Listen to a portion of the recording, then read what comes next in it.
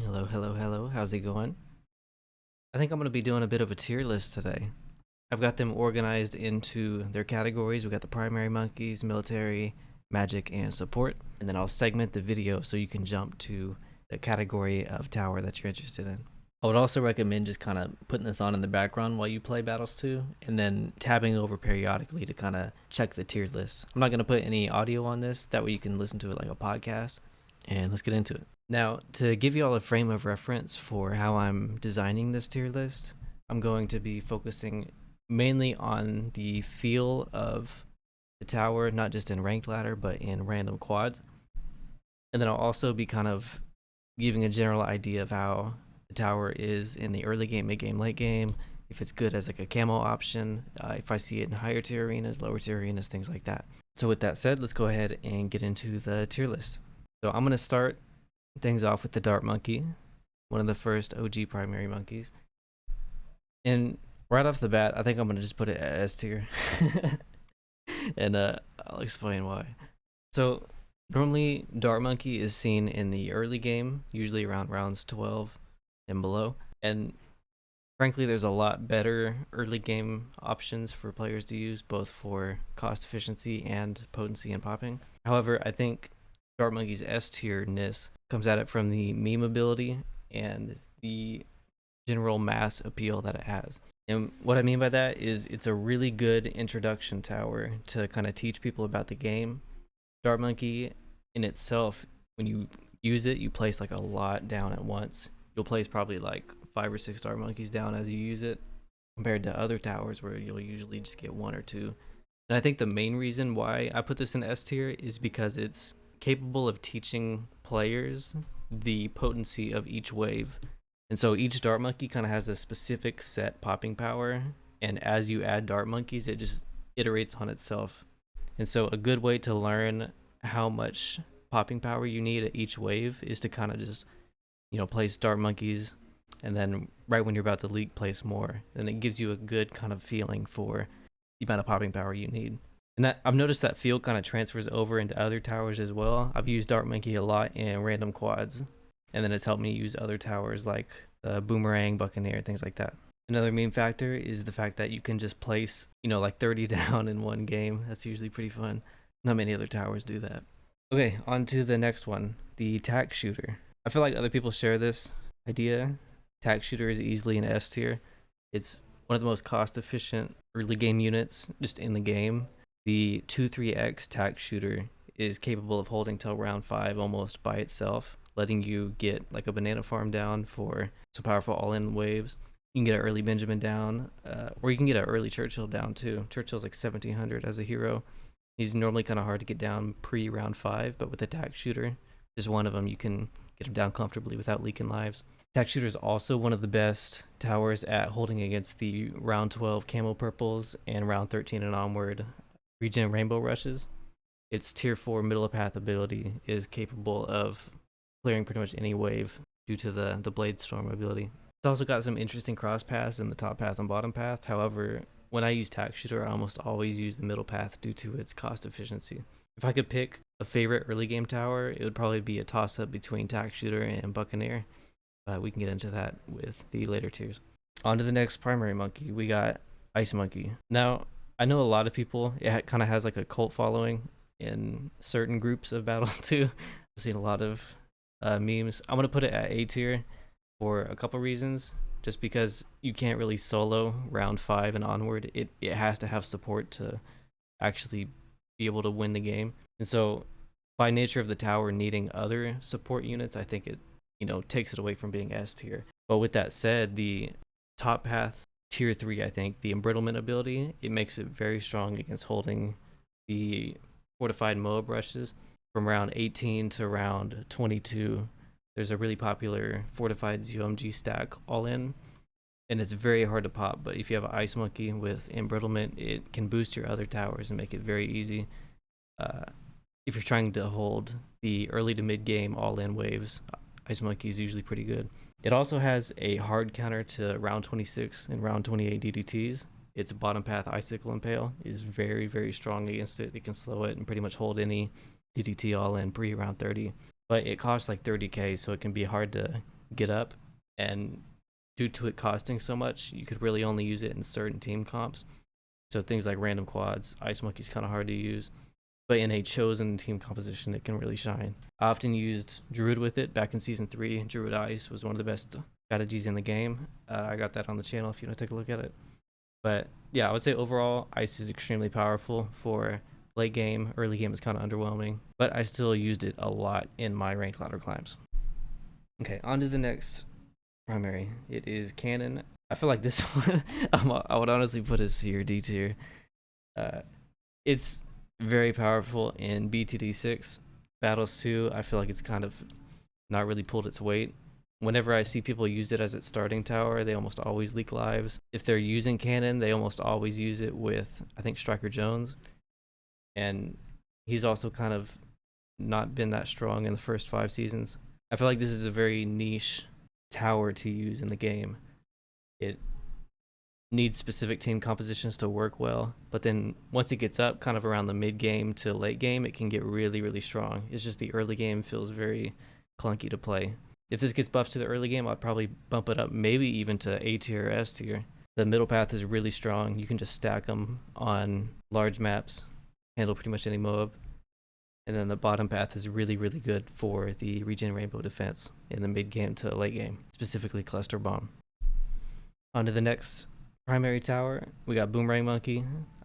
I would put it S tier or A tier if it was Season 3 or Season 4. After it got the nerfs, Season 5, it feels like it's a solid B tier. So back in the day, 3 Boomerang Monkeys with the bottom path MOAB press, it was capable of holding every defense up to round 26. 3 Boomerang Monkeys set to strong could defend infinite fortified ZOMGs. It was a it was literally like S tier back in the day, but it got some nerfs. Its early game is somewhat clunky. On the newer maps like Star and some of the others, it doesn't really hold its weight until it gets the tier 2 or tier 3 top path. There's other early game options for it, but it's generally just not good compared to other options. Its abilities are also rather costly, so it can cut into your eco on maps that have shorter tracks. On maps like Docks, though, where you have a lot of time to eco, Boomerang can be pretty solid. But to me, it feels like it just doesn't really pull its weight compared to some of the other towers. You know, there's a lot of options for battles too, and Boomerang was one of the top ones, but now there's kind of other ones that I prefer due to the type of playstyle that I run. I know there's some people who see this as like one of the best towers in the game. I don't necessarily agree with that anymore, but there definitely was a point in Battles 2 history where it was such a case. Alright, finally we got the last primary tower. We got Glue Gunner. Now, I gotta be honest, I'm kind of tempted to put it S tier because of specific team combinations that make it S tier. However, due to its general use and overall usability, I gotta put it at like a C or D tier, maybe a B tier. And so the main reason is the 2 different major abilities. You got the Glue Storm. Glue Storm is like Balloon Sabotage with ninjas. It slows everything on screen. It's very potent. You can stack Glue Storms to do some really, really solid combos, especially with micro in the late game. However, it competes with Ninja. Ninja has Balloon Sabotage, which works very similarly to the Glue Storm ability. And so ninjas, they also have like the Bomber Ninja for late game, and usually for using Glue Storm, you're in the late game.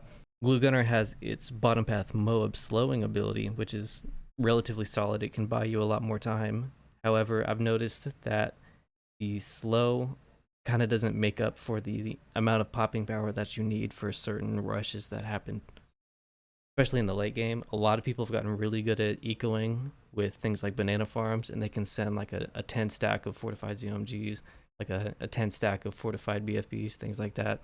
And so Glue Gunner, I feel like I really like the theme and what it does. However, it doesn't really have the weight to handle some of the higher level, higher tier things. Mid tier, it's been fun. I mean, you know how it goes. If you have a good late game tower, you can pair it with the Glue Gunner. It's pretty comfy. You just kind of set it to strong and let it do its thing when you run the bottom path. But I feel like I got to put a B tier because there's just other towers that kind of do what it does just better. So that's it for the primary monkeys. Next, I'm going to go into the military, the magic, and the support towers. And then at the end, I'll probably give like a quick little summary of my favorites, things like that. Alright, so military monkeys. I did a poll about like a month ago. I asked what the community's favorite genre of tower is, and they overwhelmingly voted military, with magic as a close second. So I'm kind of excited to review some of the military towers. I know there's some spicy takes, and some people have some pretty heated opinions about certain towers, specifically the Dartling Gunner, which I'll be talking about. But I have a couple other military towers I'd like to highlight, and some references that other Battles 2 YouTubers gave me that kind of taught me how to use certain ones, specifically the Mortar Monkey, but we'll get into that. Starting off with the Dartling Gunner. Oh my goodness, everyone knows about this one. You'd think I'd put S tier, but I'm gonna put it A tier for a few reasons. Season 1s through season 3 or 4, I think it was the best tower in the game, just like hands down.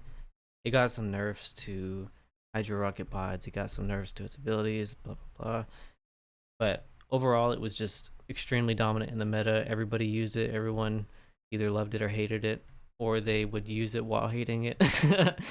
I've seen a lot of things. So why did I put it A tier instead of S tier? Well, it is extremely predictable. I have a couple videos on my channel teaching people how to consistently beat Dartling Gunners. Once you know the playstyle, you'll know when to eco.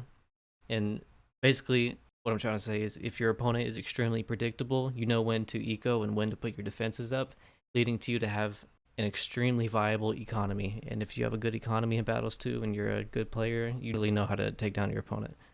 So going against Dartling Gunners, I never really feel threatened by them because I know when they can attack me and when they can't attack me, and I know when they're weak and when they're not weak. If you haven't seen the video, specifically they're weak around rounds 18 to round 22, and then also rounds 29 through 30 once the scaling kicks in for DDTs. Dartling Gunners are also extremely easy to bait. You can generally bait them with like 1 to 2 fortified mobs, bait out the tier 4 Hydro Rocket Pods ability, and then win the game while it's on cooldown.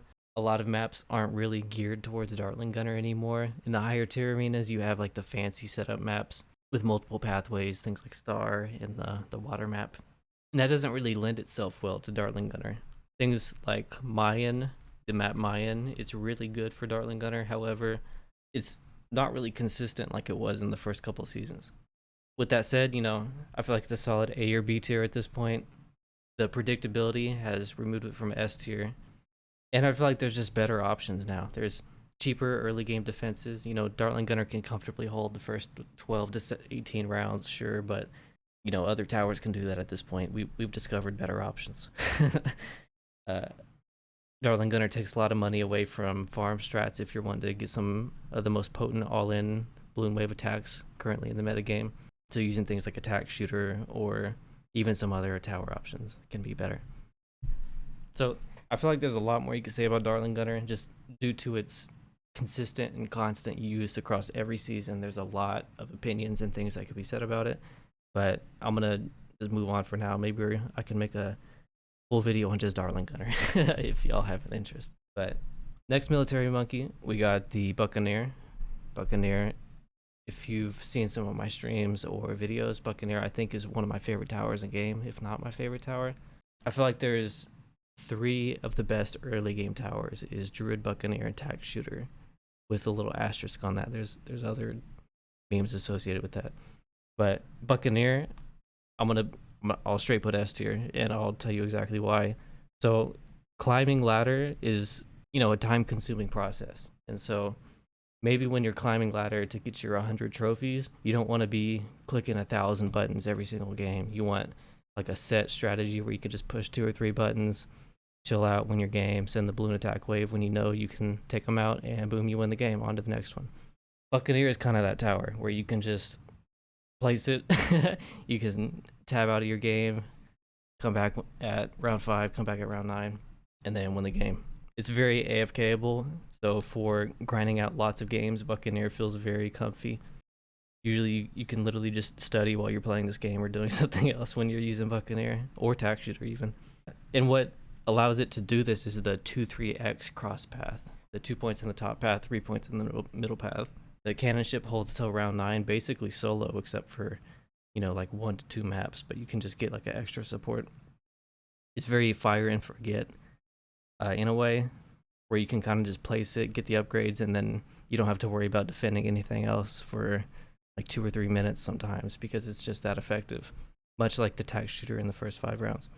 So the Buccaneer's ability to quickly climb ranked ladder at a comfy pace, and its ability to consistently defend and win games with very few button presses, that's why I put it S tier.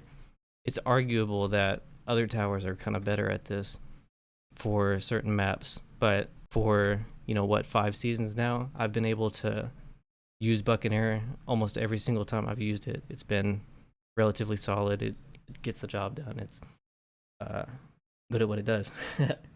So I'll leave it at that. There are a lot of memes associated with farming and like Altico and all that with the Buccaneer. It's not as good as, you know, just general power and AFK ability. So maybe I can get into that later. Next military, we have Submarine. Instant S tier for me. I think it's the best camo detection option in the game. I think it has some really good micro potential when you have Aldico with the middle path first strike. And it also just has solid damage up till round 26 with the bottom path. The AP darts and all of that, it can pop mobs across the entire track with the top path, cross path. Very potent and viable. The tier 4 top path is one of the best mid-game defenses in the entire game. I think 1-4-2x Submarine at round 12 can hold round 12 to round 17 by itself. On maps with a lot of water, you can get like a Buccaneer hold to round 9, and then you can get a Submarine to hold from round 9 to round 18 with just 2 towers. And then against aggressive opponents, you know, you can get a little extra in there. Yeah, Submarine is extremely good at not only camo detection, but, you know, early to mid-game defense. Late game defense is good to an extent, but it doesn't really have DDT popping power like some of the other late game options. But I don't think that its ability to not pop DDTs removes it from S tier, because it's so good at what it does in other areas of the game that other towers can't really do. So yeah, Submarine S tier, and on to the next one. So we got Mortar Monkey. First off, shout out No Monies for recommending me test out Mortar Monkey. I kind of wrote off this tower early on, around seasons 1 through season 3. I couldn't really figure out how to make it work, but then the YouTuber No Monies, he showed me how to use it, gave me some good tips. I like the middle path on it. I would say A or B tier. I'm kind of conflicted on it. Maybe a B tier. I think it's very good at what it does. You can just set it on the target, and then you can get the bottom path for camo detection. It's got some versatility to it. It's got a stun effect on the top path, which is kind of good. You can stack with some other things pretty nicely. My personal favorite is the middle path and its ability. It can pop ceramics and leads. There's a bottom path upgrade that can remove fortifications, which can be good for the super all-in stacks with the fortified ZOMGs. It's somewhat niche. I'm actually going to put it at A tier now that I say that, because it can be used to counter some of the meta all-ins with Banana Farm. However, I think it needs specific team combinations, and it needs specific attack waves to go against for it to be economically viable. Otherwise, it kind of loses out to other wave attacks. So like if you're going against DDTs, you probably don't really need a Mortar Monkey, but if you're going against like the super stack all-ins with Banana Farms and stuff, it's probably better than a DDT popper. I don't really have too much else to say on it. Maybe I'll just put it at B tier for now, because I think I need more experience on it. And I think due to me not wanting to use it compared to other towers, it probably brings it to a B tier opposed to A tier, just as like an unconscious bias type of meme. But with that said, on to the next one. Sniper Monkey. Oh my goodness. Early on, this used to be one of the best alt eco options. I think in season 1 through season 3. The middle path got a bunch of nerfs, and so it's not the best alt eco option anymore. However, it's still relatively good. I'm going to put it at A tier because it proved itself in some of the previous seasons, and in the current season, it's not really as good as some of the other alt eco options, like like Banana Farm or even Druid to an extent. However, I think it's got an ability that is extremely strong at defending up till, I would say, round 26 to round 30. It's the tier 4 top path Moab stun ability. That the stunning ability is extremely powerful at defending against the round 18 all-ins, the round 22 all-ins, and to an extent the round 26 all-ins, because it can see and stun fortified DDTs. However, it doesn't really pop them as well as some of the other towers in this list. leading it to not really be a DDT popping option, more so like a mid-game survival defense option. I like Sniper a lot when I'm re-climbing ranked ladder, specifically in like the mid tiers, pre-Moa Pit, pre-things like that. Because usually the early tier ranked games, they don't really go on too long. They'll usually end before round 26. Whereas like the high tier arenas like the ZOMG Stadium, things like that, those normally go till round 30 or 40 sometimes, just because everyone really knows their strategies. So I would use Sniper for climbing rank ladder probably, but I don't think it's as good as some of the other options. In the past, it proved itself, but Season 5, it's kind of in a interesting spot, you could say. 2 more military towers. We got the helicopter and we got the monkey ace. I'm going to talk about helicopter next. I'm actually going to put it in A tier as well. This is one of my most used towers back in Season 2 and Season 3 is the Chinook farming, but it's also good for the blowback, where if you're going against a regen rainbow rusher, which is very common in the mid-tier arenas when you're climbing rank ladder, you can use the helicopter to farm regrows and get solid memes going on. It has the natural bloom blowback, and it has a fortified blimp blowback too, so you can almost infinitely stall if you have enough of them to an extent. The cooldown kind of can be somewhat wonky, so they can still go down the track, but it buys you a lot of time for your late game popping options. I really enjoy using it too. I think it visually looks very interesting when you play it. Obviously there are better Altico options, but the pushing mechanic and its targeting mechanic are very interesting to me, and I've enjoyed my time using it. And I feel like this is kind of like a meme, but I feel like when you use a helicopter, it kind of mind games your opponent a little bit, where they're like, oh, he's using a helicopter, I gotta play in a different way because he's using that. You know what I mean? I've noticed that with a couple towers, specifically like if you use a glue gunner or something too. But yeah, I don't think helicopter is as good as it was back in Season 2 and in Season 3, because it's got some nerfs. The Altico is not as good as, you know, literally banana farms or something. And with some of the top strategies out there right now, you don't really need the blowback. It's more of kind of like a gimmick. Helicopter has the ability to make some of the off-meta strategies extremely viable up till like mid to high tier arenas, making it a good team combination for anything that's not the best team composition in the game. You know what I mean? Overall, it's a pretty solid tower. But I do remember seeing a lot of controversy when it was in the spotlight back in Season 3, Season 4. All right, final military tower on the list. We got the Monkey Ace. I think I'm gonna put a C tier, maybe a B tier, because they got the Namadu C tier. So Monkey Ace is one of my favorite towers in the game. It's extremely visually pleasing. However, it takes up a lot of space on the map, so you can't really get too many of them down on most of the maps and battles too. On top of that, the late game popping abilities don't really pull as much weight as they need to for the amount of money that they cost. And I've found that trying to go the tier 4 and tier 5 Monkey Ace paths will usually lose you the game, because you need to put the economy into other options to not lose to all-ins at round 18 to round 24. The Bomber Ace is extremely fun, especially on the map Dino Graveyard. I feel like Monkey Ace was built for Dino Graveyard. The bombing ability is very, very powerful. But when it comes to like MOAB popping power, the top path doesn't really put much weight, even though it has like a MOAB popping missile. It does have a lot of good balloon cleanup just in general, but it feels underpowered for what it needs to do. And when there's so many other tower options that you can use for the mid to late game, it feels like Monkey Ace isn't really a consideration for that. Now in random quads, it's really fun. I like using it for random quads, but you know, if you're climbing a rank ladder, you're going against some potent strategies, and I feel like Monkey Ace doesn't really keep up with it, because it forces you to eco in a certain way to be able to pay for its upgrades, and that can just kind of bring down your strategy in general. It's very fun to use though. I like its targeting mechanic. I like how it flies. I like how you can turn it clockwise and all that. But I would like to see it get buffs, because it's extremely fun to use. It's just not as good as some of the other options.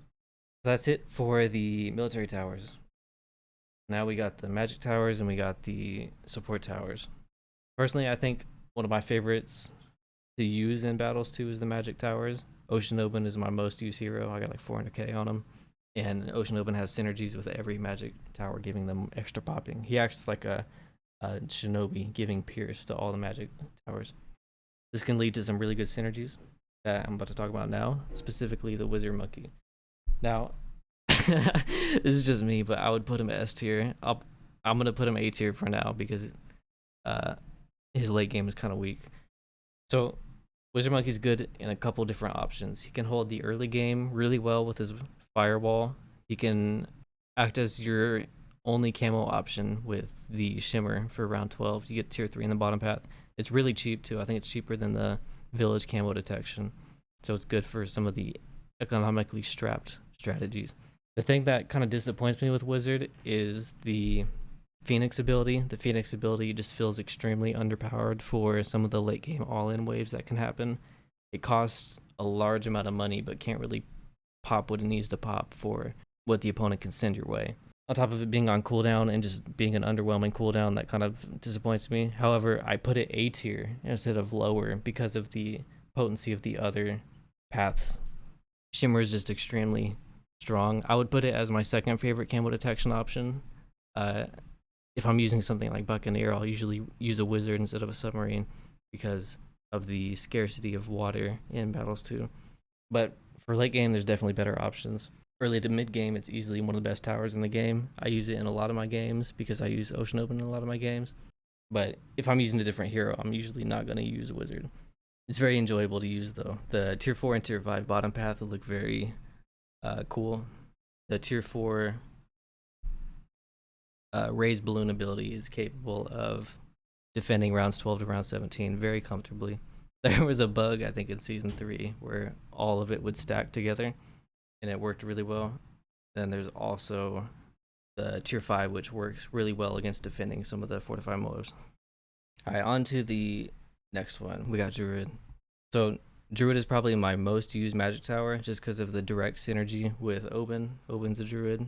Using Druids, it kind of just makes sense. And I think I'm gonna put it. I'll put Druid straight S tier because it's good at every stage of the game. It needs camo detection to actually work, but it's not good at just popping. It's one of the best alt eco options consistently across the seasons. Seasons 1 and 2, nobody really knew about it, but it was literally like you would win almost every game with it. It got some nerfs to the alt eco. Season 3, it really exploded in its meme potential. Everyone kind of found out about it. So why is Druid good? Well, it holds the early game very comfortably. You can get attack speed by leaking lives, and then it transitions into an extremely powerful late game unit based off of that attack speed.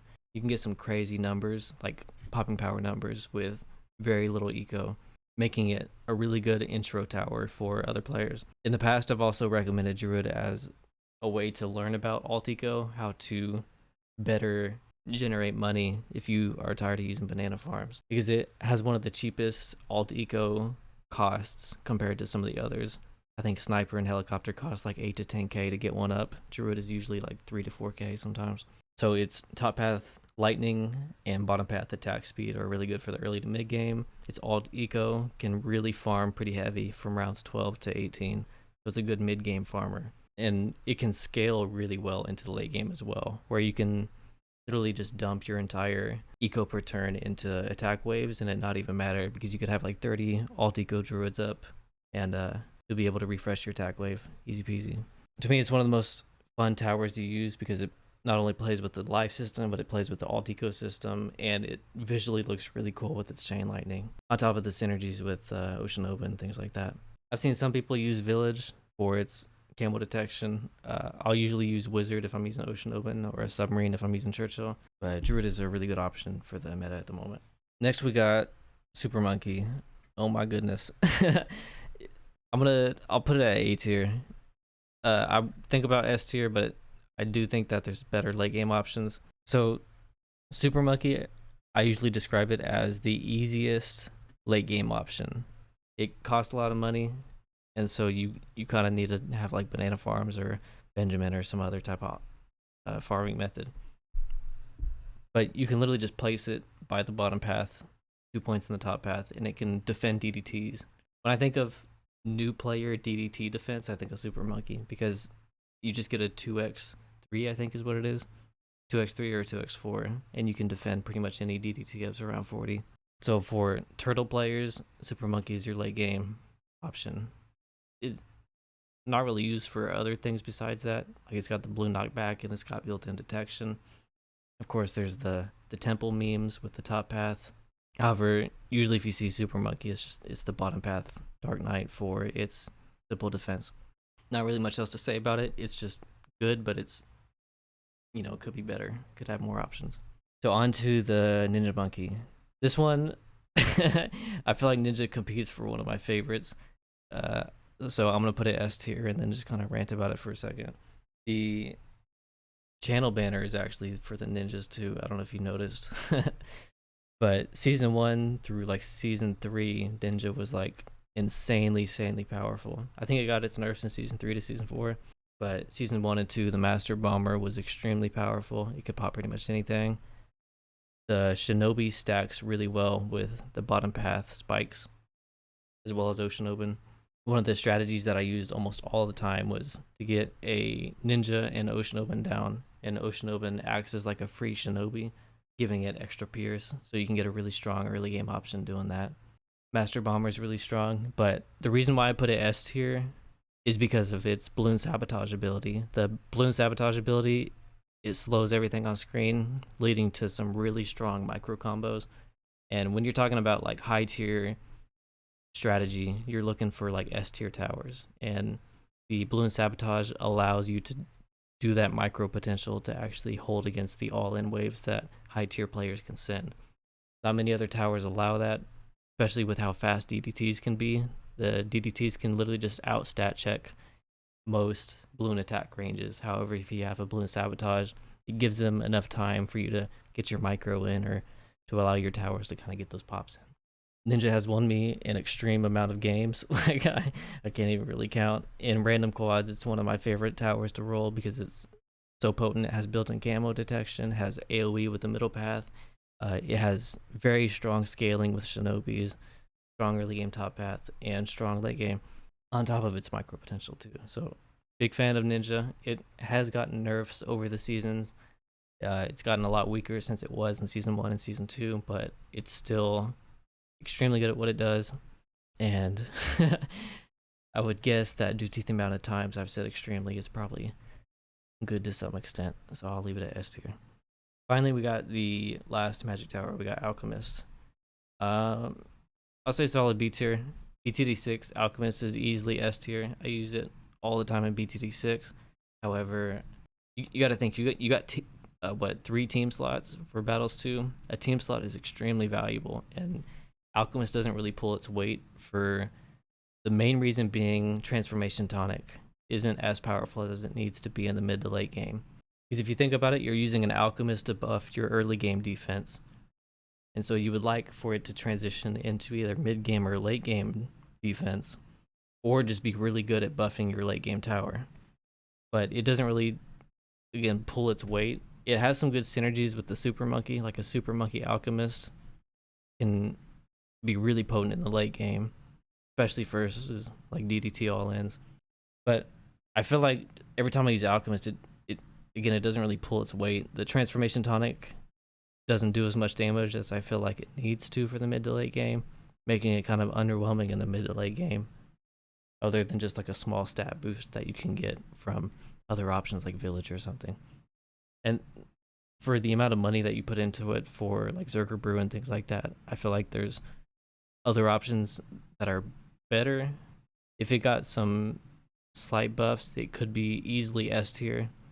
But like we saw in BTT6, Alchemist is kind of like a ride the line type of thing. It can either be like the best tower in the game with certain stats, or it can be very useless and just take up a team slot for no reason. Over the last 5 seasons, though, Alchemist has never really popped up except for that one Ninja Alchemist strategy for a short period back in season 4. And then some of the other strategies, I've seen it pop up, but nothing really too much. So I put it at B tier. I'd like to put it higher, but I think it needs to see some potential changes for the mid to late game. So that is all of the primary, all the military, and all the magic. Lastly, we have the support towers. So First off, with the support, we have Banana Farm. I think everyone already knows this. That's an easy S tier. Banana Farm is capable of sending some of the strongest attacks in game. And when you think about winning games, you need to be able to attack effectively. Banana Farm gives you some of the most potent attacks in game, as do all other alt eco options. However, Banana Farm you can get down at like round 2 with the Tack Shooter and some other early game defense, leading to some extremely snowbally effects. When you're in high tier arenas, most players know how to handle most balloon waves that you can send up to like round 40. So Banana Farm kind of expands that floodgate a little bit, allowing you to send some ridiculous all-ins that only certain strategies tuned to handling all-ins could handle. If you get what I mean. Banana Farm has the ability to send attacks that other strategies can't send due to how much money, how much eco you can generate before round 18, round 22, things like that. Easy S tier. I feel like you don't really need to say much on it. It generates money, and it's good at generating money. And the amount of money it generates has the ability to win games easily, allowing it to take that team slot on your team. It's good. So next we got Engineer. Engineer, I think, is pretty solid. The more I think about Engineer, I think it's either like an A or a B tier. I'm going to put it at an A tier, not an S tier, though. So XXXL Trap was easily S tier for, I think, Season 3 and Season 4.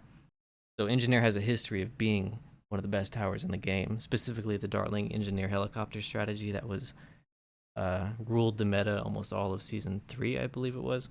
It got some nerfs, so it's not really that good anymore. Balloon Trap has downtime, so you can leak lives. It needs support to be able to pop the balloon waves that it needs to. The camo detection on its middle path is relatively inconsistent. The overclock costs a lot of money for what it does. You'll need to put a lot of money into the tower that it's going to be overclocking, and you got to spend a lot of money on the overclock itself, leading to not many funds being able to be allocated for attacks. So it's a very defensive type of tower. The reason why I put it A tier, though, is because of the mind games that come from Balloon Trap itself. You know, you place a Balloon Trap down, immediately your opponent doesn't really want to send balloons your way because it gives you money. Like, that mind game alone is is one of the best mind games in battles too. There's not many towers that can do that. So I think Engineer kind of has a uniqueness in the fact that if you place an Engineer down, you can stop your opponent from ecoing because they don't want to give you money. And not other towers don't really do that. So I like its uniqueness. I'll put it at A tier. It has a history of being an S tier, though I don't think it's really up to that point anymore due to some of the nerfs. I would like to see it again at S tier because it's a really fun tower to use. And I like the gameplay mind game mechanic.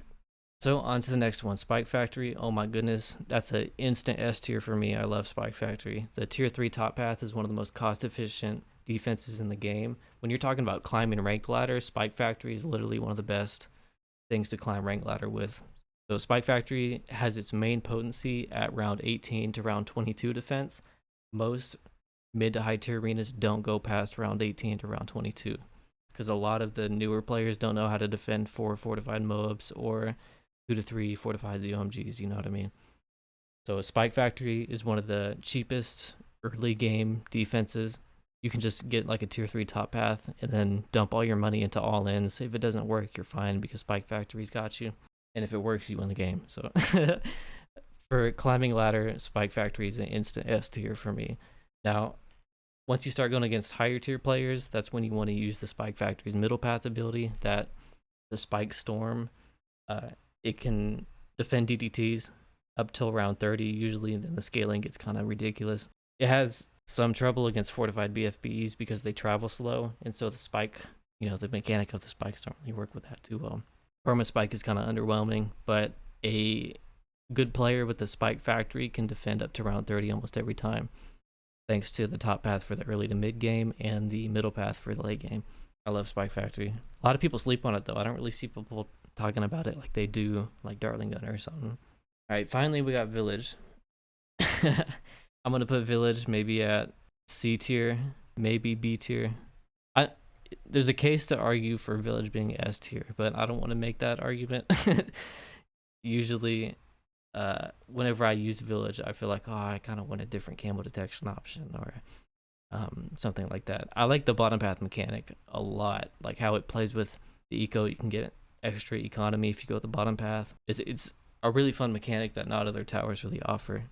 The top path is really good when you synergize it with primary towers, but again, it kind of comes down to the nicheness, I believe is what it's called. It needs specific team combinations to be viable, and so usually when I roll it in random quads, like I kind of wish I had a different camo detection option. But in climbing ladder, you know, it's relatively comfy. Back in season 1, it had the village alch Tack Shooter. That was like the #1 meta. I think that was the first meta for the game, actually, Tack Village alch. So village has seen its spot at S tier, but I think after seeing 5 seasons play out and where we're at right now, village kind of finds its spot somewhere in the middle. So there it is. We got the tier list. Looking at it, yeah, I don't think I would really move anything. I feel like this kind of feels about right for me for season 5. I know there's a lot of controversy for some of these, so I'd be very interested to see what your opinions are in the comments or in other options. If you think that there's a tower that's a lot better, one that's a lot weaker, let me know. I may revisit this, and of course, as the seasons go on, this may update or change rather drastically. So we'll see what happens. This tier list is specifically for battles too. I may do a BTD 6-1 in the future, but yeah, that's all for now. I feel like there's a lot more to say, but I can say in other videos. So let me know what you think, and we'll see what happens.